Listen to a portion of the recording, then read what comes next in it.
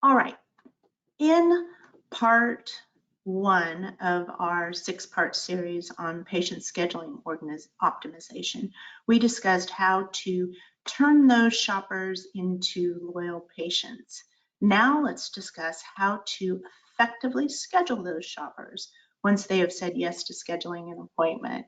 So in this session, we're going to talk about number one, the importance of your schedule template, and then we'll move on to some patient scheduling basics. So the first steps to scheduling an appointment is to really have a thoughtfully built out schedule template. Yes, your schedule template matters, and it matters a lot. A well-managed schedule template, it creates that great patient experience. It's important to a smooth running day for you and your team and for your patients. And it's your roadmap to achieving financial goals. Now, I briefly discussed financial goals in part one of our series, but just as a reminder, keep these key things in mind when you start building a winning schedule template. Number one, know your daily break-even and how that equates to comprehensive exams. It's very important, number two, that you identify demand spikes in your schedule before creating or designing that template.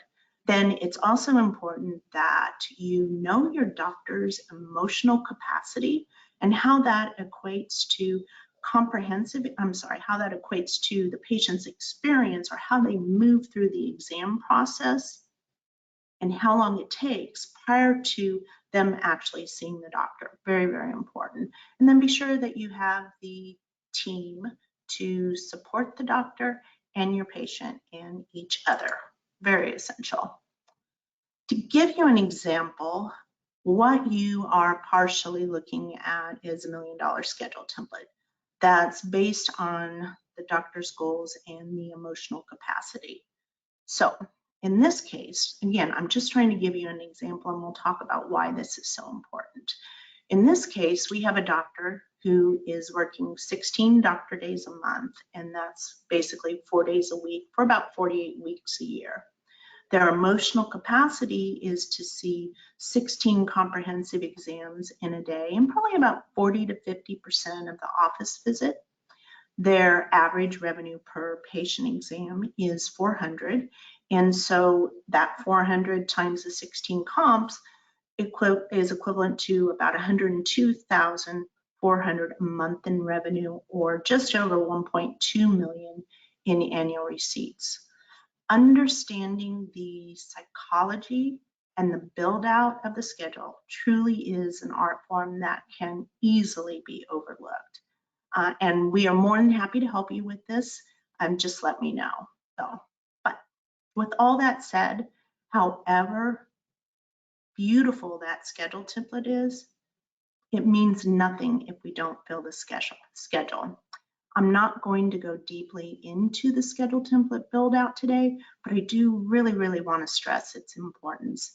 In fact, we have several courses in our Optometric Success Center online learning library that discuss just how by simply adding 1 or 2 exams in a day can make all the difference in whether a practice meets its success or its financial goals. But it's all, again, it's got to be based on that doctor's emotional capacity, and you have to have a winning team to support it. Okay, let's move on to the essential basics of scheduling. My goal today is to provide you with the basis for developing MVPs on your team. Now, as a side note, I want you to notice I said MVPs. Notice the plurals, okay? But, here's the truth. Your business is only as successful as your team is in successfully optimizing the patient schedule each and every day. No patients equals no money coming in. The wrong patient at the wrong time on the schedule equals less money that day. And a canceled appointment or a patient that no-shows for an appointment that you don't refill can actually mean the difference between a profitable day or a day that it costs us more to open the doors than we make. So very, very important. Yes, your schedule is important to the practice's success. Let's get down to the building blocks of successfully scheduling now. You know, I've seen this so many times. Too often, a ringing phone is viewed as a distraction rather than an opportunity, especially when we get really, really busy. However, being able to answer the phone and successfully schedule a patient is as crucial as the same patient techniques and care that you give when that patient walks through your front door. The limited amount of time that you spend on the phone can prove to be an unlimited source of new revenue. But you need to have a strategic plan in place in order to address your caller's needs. And everyone must be able to be prepared to turn that shopper into a patient by asking the right questions. So let's talk about what the right questions are. It's simple. It's very likely the same questions that you're asking the patient sitting in your office today. But often these questions are not asked in an effective manner. So by using the following guidelines I'm going to be reviewing to address the caller's needs, you will be well on your way to becoming successful MVPs within your practice. So number one, it's first important to acknowledge that the phone, it has to be answered within the first 2 or 3 rings. Next, when we answer the phone, it's important to have a proper greeting that states the trade name, the doctor's name, and your name. Well, why is this? It's because, you know, that caller coming in, they may know your practice's name, they may know the doctor's name, but not both. So it's important that we remove all hurdles for them. And then next, we want to thank them for calling and provide them your name, followed by asking for their name. Once you know their name, it's important that we use it. So here's an example of a shopper who's calling in and asking, how much is an eye exam? Thank you for calling ABC Eye Care, Office of Dr. Williams. This is Robin. How may I help you? How much is an eye exam?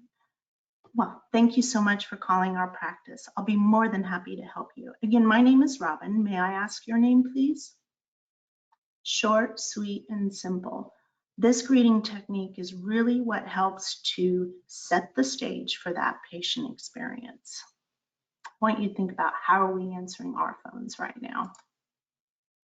Next, we want to continue to build that value so that they'll want to schedule an exam with us because they were shopping around, right? So, for example, let's say that our future patient's name is Sally. So, thank you, Sally. I'd like to gather some more information to answer your questions appropriately and tell you a little bit more about our practice. Are you currently wearing glasses or contacts? Key points here as I'm moving through this script with you. Again, you're setting the stage for great patient care. You're letting them know what to expect. You're letting them know that you care about their needs and that you value their time. Next, we're going to educate the patient about your services and continue to build that value and create a reason or a desire for them to choose your practice for their next exam. So for example, let's say that Sally has stated she needs glasses. Excellent. We can help you with that and help you get your glasses. When you come in, Dr. Williams, she will actually provide you with a 2-part comprehensive exam. First, she will check your prescription to ensure you have optimal vision, and then she will check the health of your eyes to ensure your future vision. Now, let's say maybe it wasn't glasses Sally wanted, it was contacts. Just a simple little tweak to the scripting and we've got it taken care of. So, perfect. We can absolutely help you with your contact needs, Sally. When you come in, Dr. Williams will be providing you with a 3-part comprehensive exam. First, she will check the prescription to ensure you have optimal vision. Then she will check the health of your eyes to ensure for your future vision. And then she will perform a corneal evaluation and tear film analysis to ensure you're a long-term candidate for contact lenses. Yes, I'm providing a little bit more information, but I'm telling them what to expect. And by adding that third part for the corneal evaluation, what this does is it helps to often cut down on some of the confusion for those fitting fees. So your key assignment here would be to really think about what makes your practice special, what makes your practice unique, whether it's a phenomenal frame display selection, whatever it might be. You want to set yourself apart. Next, it is important to determine if they will be using their insurance or paying cash. So in this case, we will be saying it's pretty simple. Sally, will you be using vision or medical insurance? Now, if Sally comes back and says, I'll be using ABC Vision, my insurance, we want to say, wonderful, we actually accept that plan and we'll be happy to file your insurance claim for you. If Sally says, no, I'll be paying cash, again, we want to provide them with options or provide her with options and let her know, perfect, you know what, Sally, we actually offer a prompt pay service at the time of your visit. Our comprehensive vision exams and eye health evaluations start at. Again, you're providing options and you're building value and you're answering their question and you're answering it appropriately for what they need. It's not just our eye exams start at. Now, this is essential and all too often missed when that valuable potential future patient calls in. We must ask for the appointment, and I put an exclamation point on that. As a side note, just a little segue here, remember when we're asking for that appointment, we always want to focus on having a full schedule today, and then we want to focus on the next 2 days. We always want to book current and control our schedule. Okay, so moving on with the script. So wonderful, we actually offer a prompt pay discount. Our eye exams start at. Dr. Williams actually has her first available appointment this afternoon at 3 p.m. Would this appointment be convenient for you? If Sally comes back and says no, then provide her with the next 2 available exams and try and make one in the morning and one in the afternoon. Again, book current and give options. All good. Dr. Williams' next available appointment is tomorrow at 9 a.m. or we can get you in following Tuesday at 3 p.m. Will either of these work for you? If this still doesn't work, then you can ask the caller what time works best for them. But usually you'll find that they will have selected a time that you've already given them. Again, we're controlling that schedule. Now, if the caller decides, or Sally decides not to schedule an appointment, then we want to, again, thank her for calling regardless, and then we want to direct her to our website. More information, providing value. So once an appointment time is determined, it's all in the details. Accuracy and detailed information gathering saves not only the patient time, but the practice time. So if they are paying cash, you will simply collect the patient's demographic information. But in this example, Sally has insurance. So Sally, let's go ahead and verify your insurance for both your vision and your medical insurance coverage. You're going to gather her full name as it's shown on the insurance card, her insurance ID number, the patient's date of birth, the patient's sex, their telephone number, email, and then if the insured's different, we want their full name, social security, date of birth, and the patient's preferred method of contact. Again, key points, details save the patient and the practice time. Accuracy is essential. And again, we're creating a better experience for all involved. This next tip truly is, it's a game changer. Know the best way to get a hold of your patient, both in the method and the best time of day to reach them if needed. This truly is the hallmark step for sliding the schedule to help you meet your daily exam goals. It goes something like this. Thank you, Sally, for providing me with this information so that we can pull your insurance benefits. May I ask what your preferred method of contact is? Would you rather be called or receive information via text? And finally, what is the best time to reach you? Remember, you're showing the patient that the practice respects the patient and their time, and we're building value. All right, we will talk more about technology and the confirmations in the next webinar and how to handle successfully, and we'll talk about techniques for sliding that schedule, that hallmark, in webinar 4. So be sure and come back. For now, let's wrap up this call. Perfect, Sally. We've saved the date for you and look forward to seeing you on Monday the 13th at 3 p.m. For your convenience, are there any family members that need appointments scheduled? All good. You will be receiving a confirmation call. We ask that you please confirm your appointment. If you need to reschedule, we are more than happy to schedule another more convenient time for you. We just ask that you let us know. And also be sure to bring in your glasses and your sunglasses to your appointment because we will be looking at those as well. Again, thank you so much for calling and we look forward to seeing you.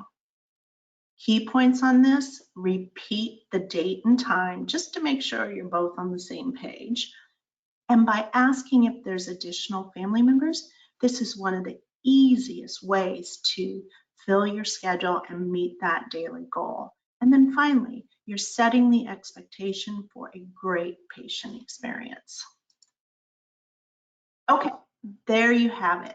The basics, and those are just the basics, of scheduling and becoming MVPs on your team. Part 2 of our 6-part series on patient scheduling optimization. I will stick around for a few minutes. If any of you would like to submit a question, I'd be happy to discuss. Plus, be sure to email me at relliott@thewilliamsway.com if you're interested in receiving an example script copy. We also have other resources, I can't talk today, other resources such as our Optometric Success Center, which is our online learning library that is full of excellent resources and tools for all aspects of running a successful business. And if you're interested about that monthly subscription, just let me know for that as well. And then be sure to check out our website, thewilliamsway.com. Here you will see our portfolio of other services. All right, all of you have a wonderful day and see you at the next seminar.